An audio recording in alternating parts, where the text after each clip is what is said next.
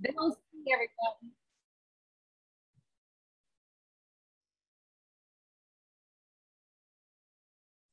Hey everybody, I'm Bill. I'm an alcoholic. The reason I said yes to Teresa is it's never good to piss off Teresa. There's no good reason to do that. So we get to talk about the 11th step, or we get to talk about spiritual condition. It's my favorite subject. And one of the things about Alcoholics Anonymous is there's an immense amount of wisdom in AA. And what wisdom is to me, one of the best definitions I've heard of it is experience, primarily, combined with enough intellect to be able to express the experience. And all of us in Alcoholics Anonymous are storytellers.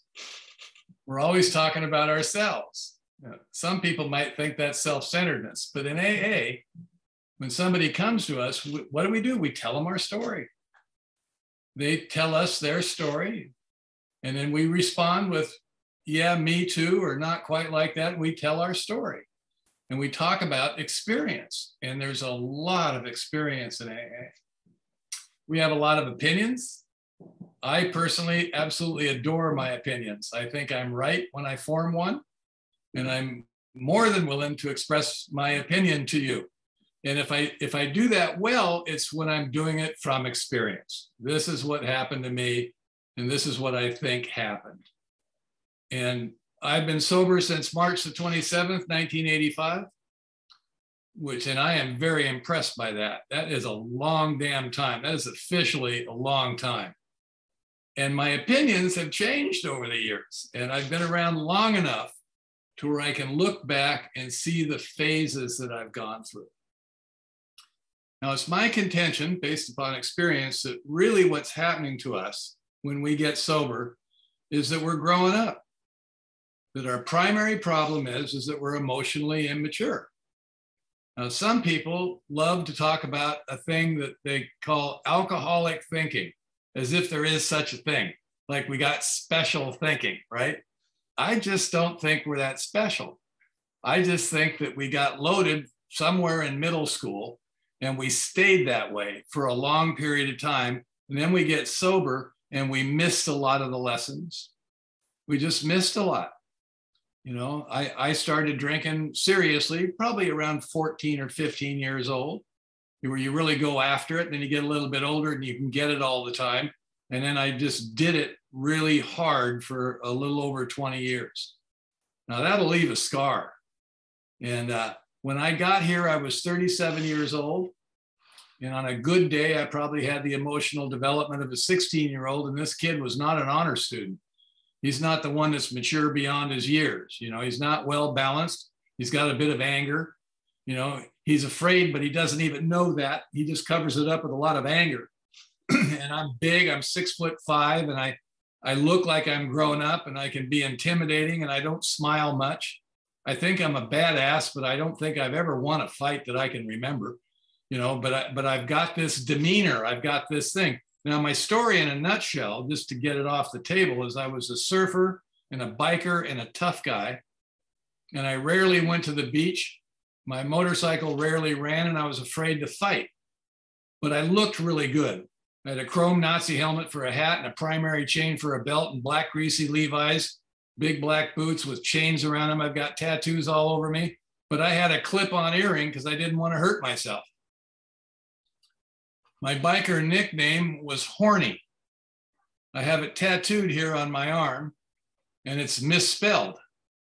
It's Horney, Horny, with an exclamation mark for emphasis. So there you go, right? There you go. Like a lot of us, I was a phony. I was a wannabe. I was a pretender. And do you know that at the time? Not really. It seems real.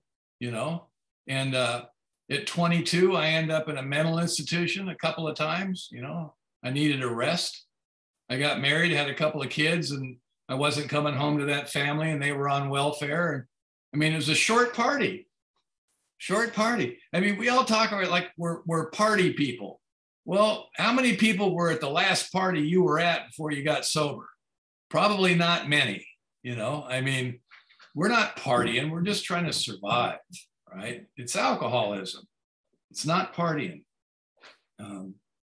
So I come in, I'm on my second marriage. I got a second set of 2 kids. At the time I got sober, my daughter was 3 years old and my little son was 4 months old. And I made that cry for help, and I ended up in Alcoholics Anonymous, the world's aftercare program, right? So I'm in AA. I mean, all the insurance money's run out. They're all done gestalting and rolfing and primal screaming, and I end up with you. You know, and in Alcoholics Anonymous, the inmates are running the asylum, you know. We are the counselors. The recovery program I was in, they made me wear a sign around my neck. I had to make the sign. We made it in crafts. And it said, I am not a counselor, because evidently there was some confusion about that. Then I walk into AA where we are the counselors, aren't we? People come and ask us for help. You got to kind of look at who you're talking to when you ask for help around here. You know, I mean, you know. 2 things happen to me when I walk into AA that are just pure luck. One is I just liked it. Not everybody's story. I got the joke right away. I mean, I was hurt and I was damaged, but I heard the laughter. And I remember standing in the back of the room of that first meeting, and it was a crazy meeting. It was Friday night at the Alano Club, and everybody's dressed up trying to hook up, right? That's what's going on. It was not what I was expecting. All the Harleys were parked out front, which was kind of intriguing. And I stood, there was no room left in there, that all the seats were taken. I got there right on time. And I'm standing in the back of the room, and they start hooting and hollering, the nicknames are flying around. And, you know, their friends would get up to share at the podium, and they'd holler at them and hoot at them. And it was funny. It was just funny. And I drove home that night, and I said to myself, you know, this may not be so bad. Maybe this is where I belong. And I went back the next night because I was just curious. And then the second thing happened, because I knew I was going to drink again. I'd always drank. I'd never been sober for 30 days since I was 14 or 15 years old. That's a shock to the system. You know, sober is uncomfortable. They've taken away my medication. I'm uncomfortable. I'm the guy that walks in the room, and if you're looking at me, it's what the hell are you looking at? And if you don't look at me, I'm heartbroken. And there's nothing in between. There's not like levels of emotional striations. You know, it's just the switch is either on or off. It's on and off like that. And I know none of this. This is all hindsight, you know. And the second thing happened is I asked a man to help me, and he actually did, which doesn't always happen. He gave me an assignment right off the first night. He said, go home and read the doctor's opinion, make notes in the margin of what you agree with and what you don't. Be at my house Thursday at 5 o'clock, and we'll discuss it. So we talk about bottoms here, that we have to hit a bottom. If you've been around a while, you realize that there's a second surrender, and then they don't tell you about the third one and the fourth one and the fifth one. And it's been a series of surrenders, a series of being pummeled into submission. And I believe today, what I believe about the bottom, what the bottom is for a moment, for a short period of time, the ego collapses. For whatever reason, it stops defending itself. Because the purpose of the ego, and everybody has one, every human creature has an ego. It presents itself at about 2.5 years old. And its job is to create separation. It judges, it does all that stuff. There's a me and a you, there's a subject and an object. And I interact with that. And the ego will defend its position. And for us, I think what happens is that falls apart. We hit that bottom, whatever happens, whatever our personal story is, and we follow some directions. Now, when this guy gave me that assignment, I can't explain why I did what he told me. I never did what people told me. I'm that guy, right? And I went home and I read my assignment, and I showed up at this stranger's house Thursday at 5 o'clock. Was I uncomfortable? You bet I was uncomfortable. This was weird to me. but I evidently I'd run out of options, and I did it. And I showed up there, and he didn't trust me that I'd read it. And he had me sit there and read it to him out loud. One more in a long line of humiliations, Now, I didn't know this, but what he was doing with me is he was committing a very intimate act. I was a stranger to him as well. He was 6 years sober, right? Which is an interminably long time when you've got 30 days. It looked like he knew everybody. He's a very friendly, outgoing kind of a guy, and he's still the same way today. I've had the same sponsor for 36 years. I should have fired him several times, but he needs me now, right? I make him look good. And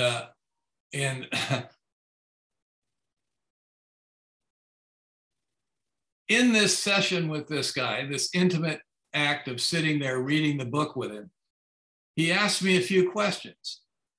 And he asked me, the first question he asked me, or one of the first questions was, do you believe that you're powerless over drugs and alcohol like it describes in the doctor's opinion? There's 4 or 5 different alcoholics in there. And he asked me, which one are you? Or a combination of the two. And I picked one, and he says, you're in the book. Right? There you are. He says, this book isn't written to you, it's about you. You should be able to identify yourself with it. And you've told me that you see yourself. Good, you're on the road, you're on the path. And we're talking about the first step. So it says in that book, when you read on a little further on, somewhere in there, in that 11th step, it says, the only thing that's going to save us, the only thing that's going to keep us sober, and even more so than that, give us a positive life, maybe with some purpose in it, some healthy relationships, a real life. The only thing that's going to do that is our spiritual condition. And we read Appendix 2 today, where it talks about that spiritual experience. Well, evidently there's a spiritual condition, and I need one of those. That seems to be something I'm missing, right? And more importantly, it's the maintenance of that spiritual condition. Now, this was the beginning of that process, sitting with this guy, reading the book, having those conversations.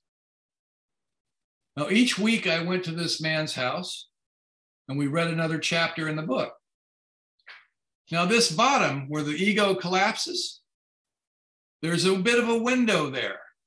So when you're working with somebody new, you want to kind of jump on it, because that window is going to close. And if you've been around a while, you've experienced that, like we surrender it and then we take it back. We have different cute ways of describing how we try to take back control of our lives, because at depth, we do not believe that we're powerless. This concept of powerlessness is huge. Now, early on, they told us that it's just over drugs and alcohol because they didn't want us to run screaming down the street. Now, I've discovered that I have yet to find anything that I seem to have any power over at all. I talk to you incessantly about how if you were just a little bit different, the two of us would be a hell of a lot happier. And you absolutely insist upon living your own life, and it pisses me off at my core. Lately, I've lost complete control over the geopolitical situation in the world. If you've noticed, it's a mess. And it needs to be different in order for me to be okay. And it's not. And I suffer, right? About 4 months ago, I turned off the television news completely. For a while, I had a couple of slips, and it's been a long time now. I think I'm clean of that for several months now. Man, I just can't watch the shit anymore, because I'm not emotionally capable of handling it. I get upset, I get angry, right? And I don't live in that world. Now, you can argue that point that we all live in a political structure, but that's not my world. I'm an AA guy, I go to Alcoholics Anonymous, I work with others, I do that. My social life is all surrounded by AA. I've never drifted away in 36 years, I find that remarkable. It's not everybody's story. I've never drifted away. I've done it at various levels. That one time I was leaving the Alano Club pissed off. Something had happened, and I'm pissed off, and the hell with these people. I'm out of here. And I went walking across the parking lot, and I had that moment where I stopped in the middle of the parking lot and I said to myself, where are you going, Bill? I was like, it's kind of sad, actually. There's nowhere for me to go. You know, where am I going to go?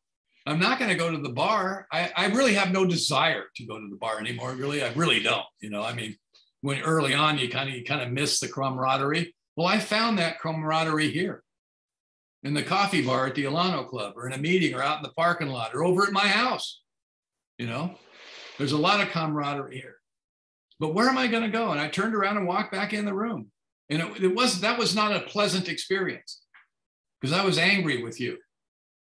And another thing is, the fellowship of AA is something to be survived. It's like, this is the character defect center of the known universe. You know, we're all in here growing up together, trying to figure out how to have relationships, and you are guaranteed to piss me off. You know, you'll hit on my wife, you'll borrow money from me and won't pay it back. You know, I'll give you a job and you'll do a shitty job, and somehow it'll be my fault, right? Now, all of that has happened to me. All of that has happened.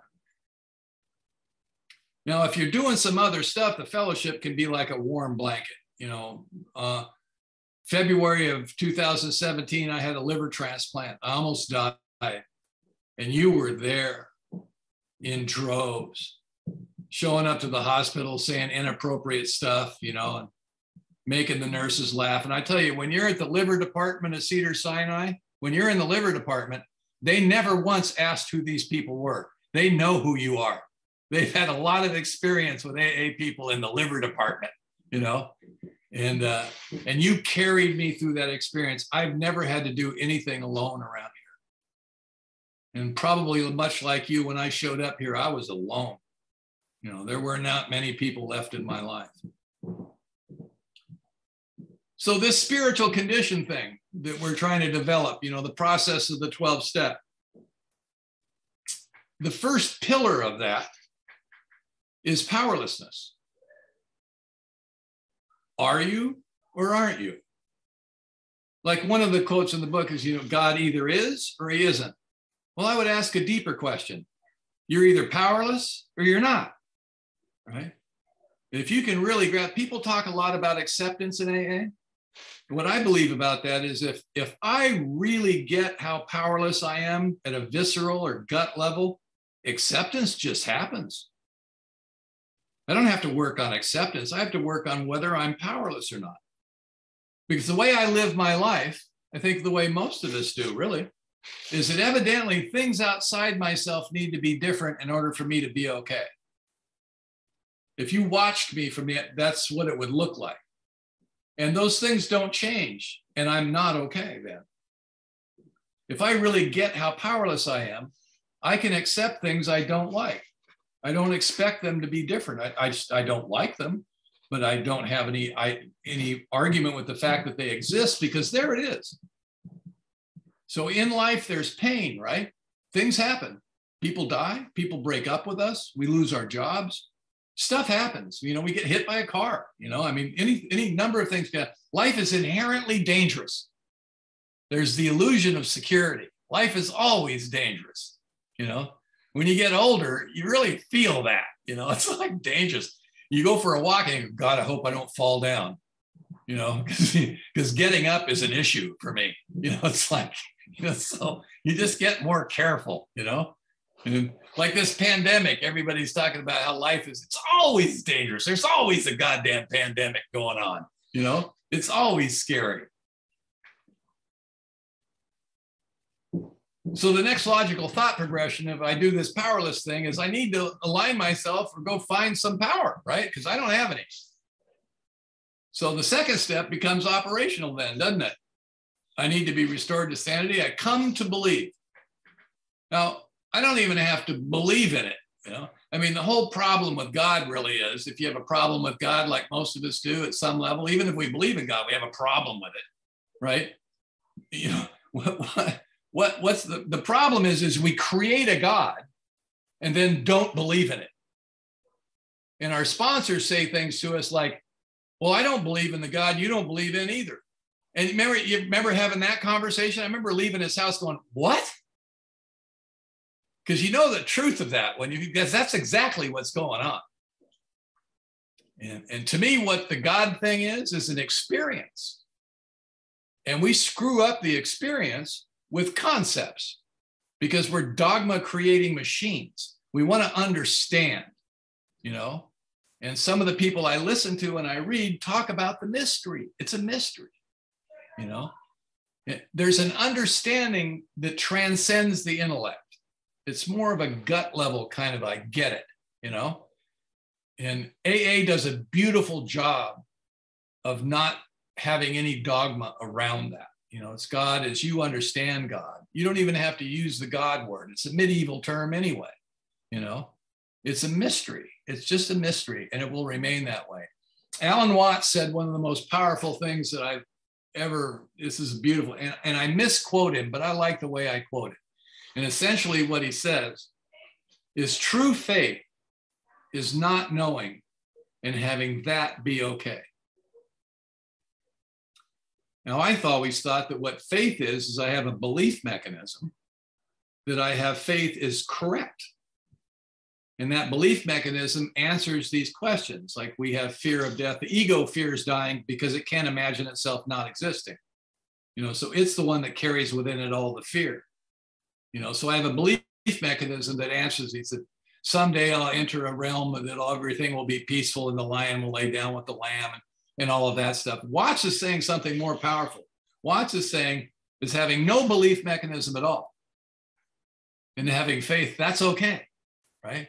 That all is well, no matter what I think, no matter what judgment I lay on it. They asked the Dalai Lama, what's the ultimate spiritual truth? He said, all is well. Then he pauses like he does, you know, so that you absorb that. And he says it very slowly again, because you don't really believe it. All is well. Today, that's kind of hard, but I believe that. I have faith that's true. I think it is, everything is exactly as it is. It couldn't possibly be any different than it is. And in nature, when you look out in the world, there's no morality in nature. It doesn't exist. We create the morality. We make the determination of this is good and that's bad. And that literally doesn't exist. Things just simply are. And we label them right and wrong. And if you go from culture to culture, what you might consider wrong, another culture says, yeah, it's just fine. I mean, so what do you do with all that? You know, isn't that the struggle that we have? You know, that's the struggle I have. I mean, I talk about this stuff. It doesn't mean I've got it nailed down. It's like, you know, but it's helped. Some of this has really helped me. So if the second step, I go, okay, a logical thought progression. And there are lots of powers that are greater than me. Lots of powers. And one of those powers that I experience all the time that's greater than me is Alcoholics Anonymous. You know, I walk in the room, meetings are coming back live now. My home group is a hybrid meeting, but we're back in the room together, right? And at first it was kind of odd and weird. We were all happy to be back together, but, you know, we don't want to touch each other and stuff. And within 15 minutes, we're slobbering on each other and stuff. It just, you know, you can't help it. You know, I mean, shit, I used to shoot battery acid, you know, and now I'm afraid of you, you know, shit, you know. But you can feel the energy in the room, can't you? I feel it. You know, I feel it here in Zoom. But when we get, you know, at first it was difficult, but then I'm able to extract it through the computer screen.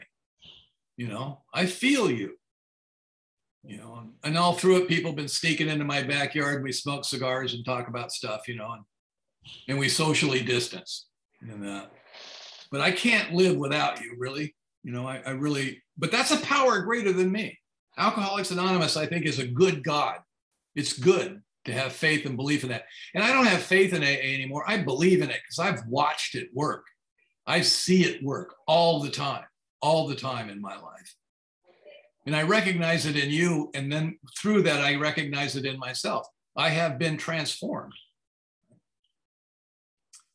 So if I can do the first, the second step, the third step becomes operational. Now that's interesting because it says that we're going to make a decision to turn our life and will over to clearly what already has it anyway.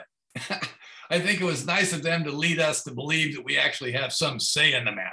Well, I've been withholding myself from the totality of all things long enough. I'm going to acquiesce now and allow you to take me Thank you very much. Where's my trophy? You know, and we have these long, windy discussions about the difference between my will and God's will. My little ego that presented itself about 2.5 years old, that's when it presents itself, right? It loves the idea of us having a battle of wills with the power that drives the entire universe. And we're worried about, well, I wonder what God's will is for me. You know what God's will is? What's happening right now. I mean, well, what else could it possibly be? And how could I possibly have a will that's separate from that, right? That works for me. Okay. And the next step, you know, what's this life and will, what's it talking about in the third step? It's the fourth step, isn't it? The end result of living a life with seeming power, resentment, fear, and broken sexual relationships. That's what I bring to you. That's what I carry in with you. That's what's going around in my head all the time. You know, now you've taken away the medication and it presents itself. It's 6 months sober. I did a fourth step, and then I did a fifth step with my sponsor. Agonized over it for about a month or so, if I remember. And I sat out on the beach with him and I read this fifth step to him. And I had one of those experiences that we talk about here, right? I had one of those weird experiences. No big flash in the sky, no voice or anything like that. When I went home after that, I thought about the guy that walked through my front door today compared to the guy that walked through it 6 months ago. And it hit me. My God, it's going to be like this now. The old life evidently is over, whatever that was. And I was 6 months sober. That's incredible. I'd never been 6 months sober, you know. And so far, so good. And what's the lesson? What's the second pillar in spiritual condition that we get out of the inventory process? I have to stop blaming other people and institutions for my problems. High school is over, right? I have to own it now. Now, this is going to take a few years to accomplish, but the door opens. And if you surround yourself like I did, fortunately, just luckily, with some pretty healthy people in AA, even your peer group that you're getting sober with, they will help you stop the blaming. You know, they will say, Bill, you got to stop the whining, dude. We're tired of hearing it, you know. I mean, on my first inventory was the entire federal government, specifically the Department of Motor Vehicles. Who the hell are they to tell me whether I can drive or not? You know, it's like that. Now, that's a major part of my personality. The people I hate, that I blame, the events that have happened to me, you know, that's a large part of what I talk about and why I am the way I am. My justification for my bad behavior is all centered around that. And this is the beginning of it. The second pillar of stopping the blaming. If you need to be different in order for me to be okay, that is never going to happen, right? There's no hope for me. Does that mean those people I'm blaming are innocent? No, not at all. You know, I don't know of many people that are innocent of anything, you know, but I have to stop the blaming. I can't keep hanging on to that or I'm never going to advance and move on. Now, that fourth column of the resentment list, what are my faults and mistakes? There's a good list of character defects. You know, my sponsor helped me fill in that column because the first one we do, it's difficult to do. The one I did at 10 years sober was much deeper, you know, because I knew then that it wasn't their fault. I knew that. I knew I had faults and mistakes. In some cases, I played a part in that stuff. So these are my character defects. And you don't really have to make a list of them because now that you're not blaming, they will come and visit you with alarming regularity. And now they're going to have to be dealt with. Overnight, you know, we humbly ask, right, in the sixth step, you know, when we become willing in the sixth step, we just don't humbly ask, you know, I don't humbly ask for anything. You know, even early on when, you know, you're making yourself pray because that's what everybody else is doing. The other thing about the third step, you have a guy, I'm reading the book with a guy, right? And I said, are you ready to do the third step? And he goes, no. And I go, why not? He goes, I have a problem with God. I look right at him and I go, me too, let's pray. Right? And the wind kind of goes out of the argument at that point. And then the next thing he says, this has happened a couple of times, it's really good. Next thing he says, well, I don't even believe in God. I look right at him and I go, nobody really does. We're all just whistling in the dark, hoping for the best, man. So let's pray. Because the reason you don't want to do this is because you don't want to do the inventory. And the reason you don't want to do the inventory is it's closer to the 9th step and you're never going to pay back the money, you know? And I'm not going to sit there and have a long-winded to try to talk you into believing in God, you know? And I've tried, but my heart's not in it because I don't know that I really believe in it either, based upon this belief thing that we're talking about. Have I experienced it? Oh, yeah, absolutely. I just try not to get into the labeling business. You know, so when you're going to argue with me about how you don't believe in God, to me, that discussion is kind of boring, actually. You know, and I know you're new, so I'll entertain it a little bit, but there's no way I'm going to talk you into it anyway. My best hope for you is if you stick around long enough, it'll come and visit you, and then you can label it with whatever makes you feel comfortable. Another great beauty of Alcoholics Anonymous, you know. Like some people say, well, if you don't have a God, you can use mine, you know. Well, there's another one. That's another. What all of that just says, just shut up and keep reading. You know, essentially, let's see what happens next, you know? And so then we get to the 9th step. And these people I've been blaming, you want me to go say that I'm sorry. I am not doing that, man. That makes no sense to me. And I'm afraid to do it. I don't want to see those people ever again. I don't want to see them. My friend Steve Lamb says, you know, I know it's their money, but I've been hanging on to it for a long time. It seems like it's mine now. Can't we just let bygones be bygones? You know, really?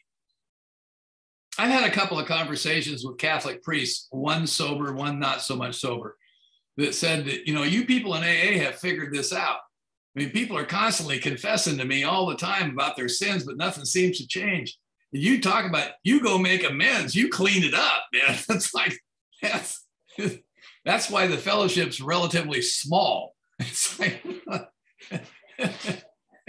that's a hard one. But I go do it, right? I do it. I did it. You know, the ego hadn't sufficiently returned enough. You know, within my first year, I was starting to make amends, you know. What happens when you make amends? When you go look somebody in the eye that you don't ever want to see again, and you say the words that need to be said, when you turn and walk away from that experience, you are changed right then and there. No waiting. It's called a cathartic experience. That will change me as a person, the act of doing that. Now, some of the things I like that we used to hear around a lot was, you know, you've been your own worst enemy, put yourself at the top of the amends list. That'll pretty much kill you.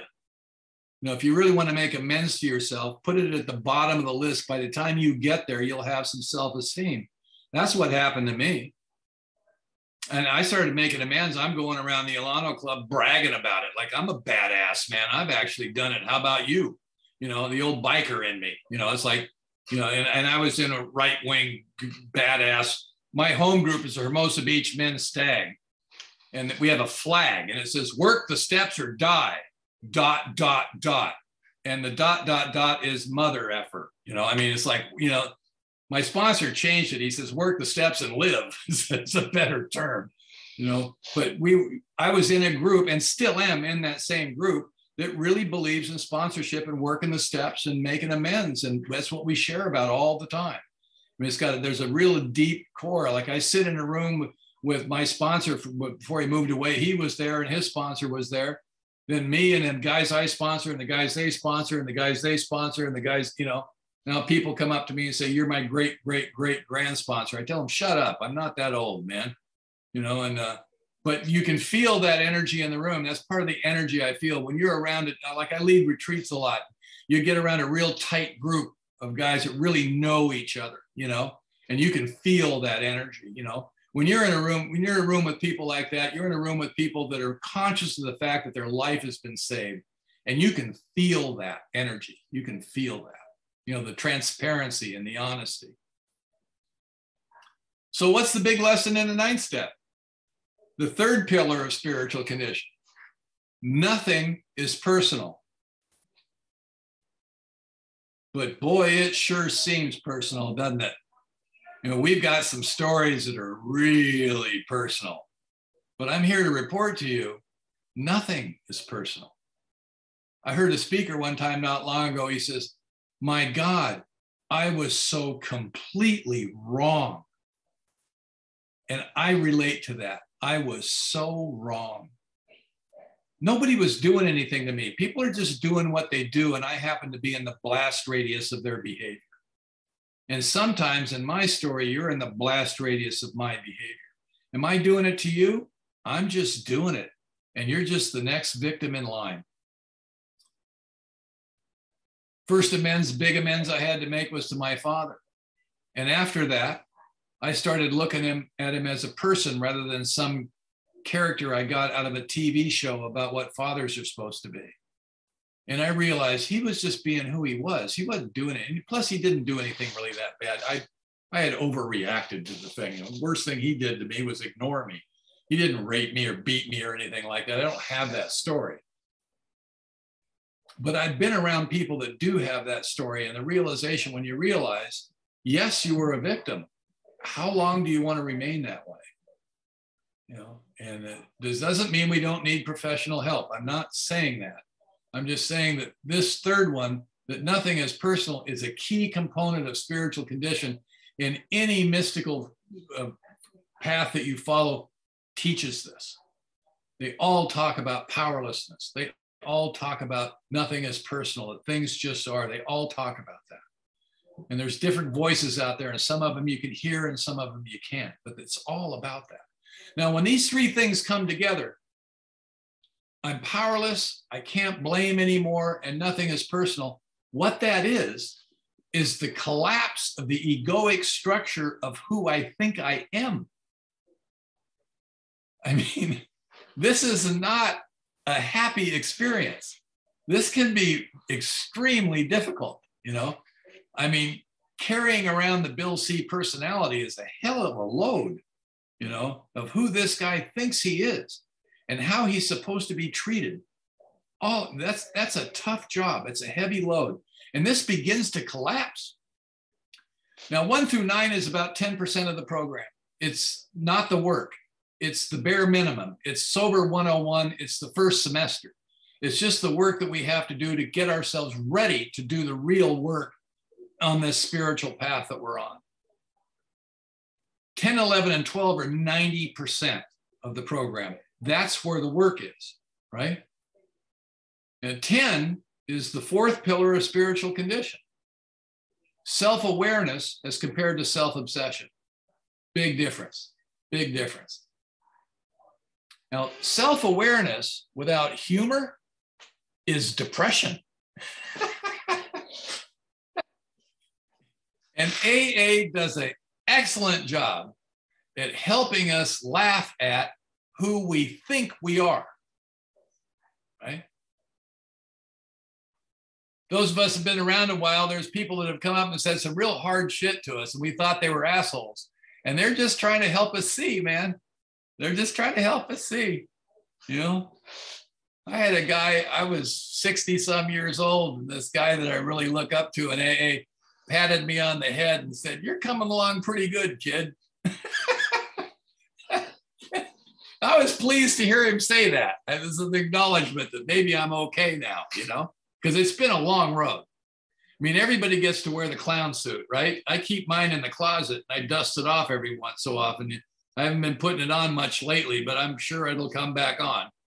Because all of us, I mean, the chances of us growing up and looking good are really slim because we're a little late, you know? I mean, I got escorted off a soccer field for going after a referee in a game full of 9-year-olds, and I was 7, 8 years sober or something, you know? And it's rough when you have to walk back out there and make amends to everybody. I was coaching a bunch of 9-year-olds one time in this middle school, and I parked my Harley in the basketball courts because I'm a badass, right? And I'm coaching, these kids are getting beat like 6-0 at the half. And I gave them a lecture at the half about, you need to have some personal pride here. You got to start knocking people over or something. You can't just let them beat you like that. You know, this will scar you for life. Mr. Cleveland said we could hurt people, you know, and they would go back out there and they get a few more goals scored against them. And I just left them. I just walked off the field, jumped on my Harley, and burned rubber through the basketball courts, right? Because I'm a badass. And I roar on down the street and I run out of gas. This is one of those spiritual experiences, right? You know, it's really hard to look cool when you're walking down the street with your big leather jacket, your helmet in your hand. And I get back to my house and I called my sponsor for emergency counseling, right? And I told him what happened. And he said, Bill, it's children's sports, you know? And I actually said to him, you don't understand, right? I've had to make amends for all this. It's difficult. It's embarrassing, right? I've had people actually say to me, Bill, why don't you just cut it out? We're sorry. We're tired of hearing you say you're sorry. You know, just cut it out. Yeah. The 10th step is about making amends in the present moment. I get it now. I get it. I know it's me. I get it. Whenever I'm disturbed, it's always me. I'm starting to get that now. So when I step on your foot, I turn around and I say, I'm sorry. I don't have to go down to the club and share at the noon meeting, write 3 pages of inventory, talk to my sponsor, track you down 3 weeks later and say, I'm sorry. I don't have to do that anymore. I get it now. I can just say, I'm sorry. I shouldn't have said that to you. I'm sorry I treated you that way. You know, whatever it is, you know, I get it now. So self-awareness doesn't mean that the behavior changes. You can just see it now. And there's going to be a long period of adjustment that comes along, right? 10 and 11 are tied, they're joined at the hip. 11 actually talks about the daily review. How am I doing? What's it looking like? You know, how did I do today? Did I piss anybody off? Do I owe an amends? But also my sponsor loves to say that you can't stay sober on 11 and a half steps, that meditation is in the step, you got to do it, right? It's part of the deal. And here's the benefit of meditation as I understand. In meditation, I can sit quietly in a comfortable position. Seems to help if your back's straight, but just be comfortable and breathe. Take three or four big, deep cleansing breaths. Get some oxygen to the brain, especially if you're in stress. That alone will help, because when we're in stress, when we're upset, when we're angry, we're shallow breathing and we don't get enough oxygen. We're tight and we're tight. So the breathing alone will help. And then just focus on the breath coming in and out of your nose. Focus on it. Focus your mind on the breath coming in and out of your nose. And the ego does not like being in the present moment. There's nothing for it to do, right? It wants to be in the future or in the past where it can work on stuff. And that's just the human experience. There's nothing aberrated about it. Everybody has this. Now, some of us have it worse than others. People will say to me, I can't quiet my mind to meditate. First question you ask them, have you made the amends? Have you made the amends? Because maybe it'll slow things down when you've actually cleaned up the past. But the highest spiritual being on earth, if he can quiet his mind for 3 or 4 seconds, that's pretty good. It's always working. But there's tools you can use to focus it. So the mind, the ego will wander away from the breath. And you notice that it has wandered away. And you gently bring it back to the breath. This is a game-changing experience. This is absolute conclusive proof that who I am is not my thinking mind. If it was, I couldn't catch it. This changes everything, right? I mean, there's people in AA doing inventory after inventory after inventory after inventory. Aren't you sick of yourself yet? I'm just sick of me, you know, I mean, working on me. Now that I understand this, I can stop working on myself. I'm just feeding the beast.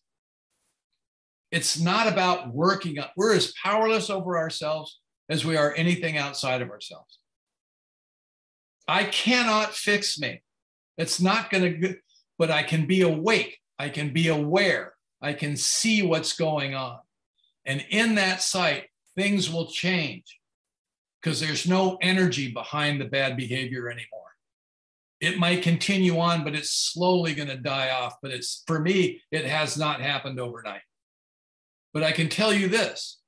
See, the ego's not trying to kill us. You hear people say like that, my ego's out to get me. No, it's not. It needs us for transportation. You know, it's not trying to kill us. It's not the enemy. It's flat and two-dimensional. It creates nothing. It just takes credit for shit. It takes the past and projects it into the future over and over and over and over again. It creates a persona that we can then have to justify and work on and be that way and dress a certain way and look a certain way and sound a certain way so that we'll be accepted. And I can report to you in my life today, your opinion of me says more about who you are than it does me.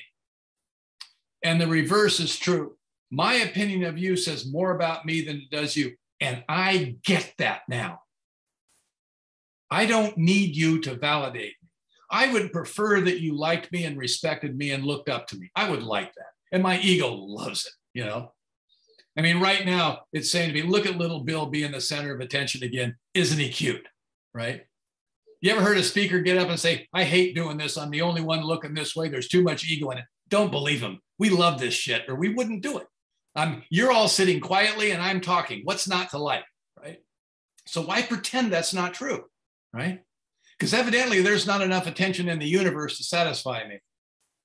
But I get a lot of attention. The problem is, why do I think more than I need more than I'm getting? There's something you can deal with.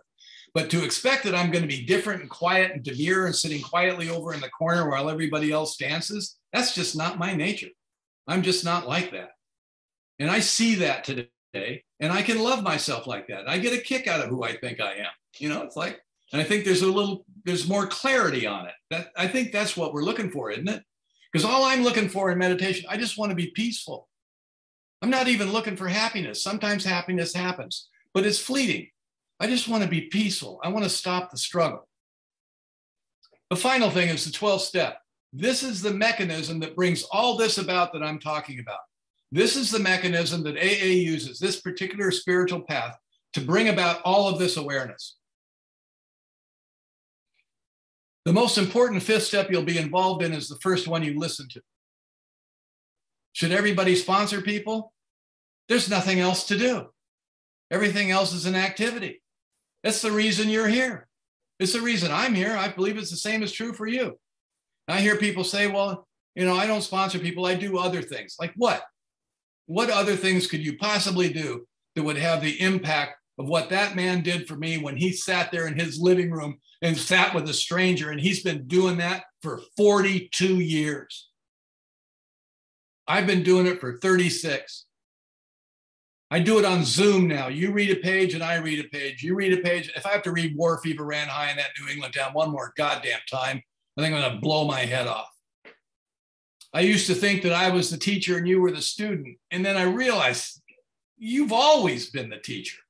I can't do this without you. This God thing lives in the space between you and me. And the closer I am to you, the closer I am to it. That is all that there is to do around here. You want to stay in the book, in the inventory, sponsor people. You're always reading it. You're always, and he sends me you. Some years ago, I started doing 5th steps with some of the guys I sponsor in order to break down the hierarchy thing, to break down this part of the persona. For the first 10 years I was sober, I was trying to make a name for myself in an anonymous organization. Now you can actually pull that off, right? You can get into the hierarchy. You know what happens when you get into the hierarchy? Because I'm in the hierarchy. You know what happens? There's a bunch of people there in the hierarchy and you're working really hard to get in there and they're looking at you smiling. But you know why they're smiling? Because they know you think there's a hierarchy and they're it. And then when you show up there, you realize the first thing they tell you is there's no goddamn hierarchy, Cleveland. You know, we're all in this together, man. It's all us. But the ego, I need to strive. I need to achieve. I need to do. And then after a period of time, that begins to fade away.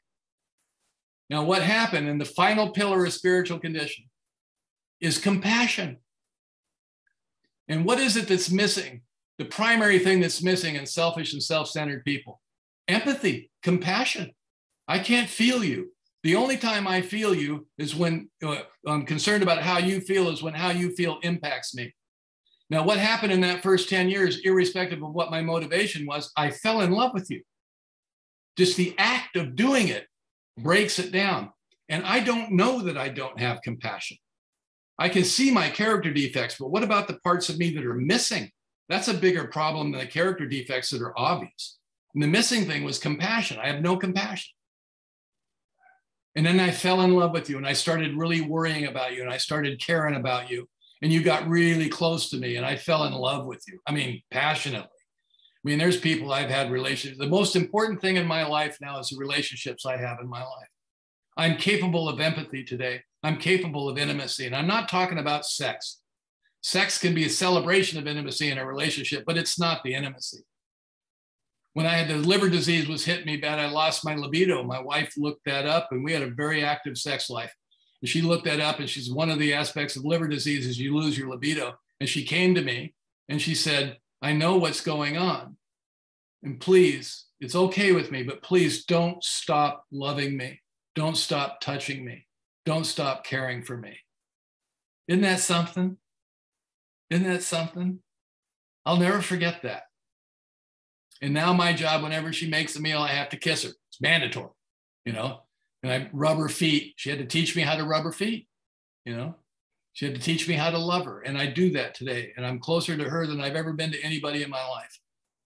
But there's a lot of people in my life today that I'm very, very intimate with and very close with. And I know my time is up and I'll leave you with this final thought.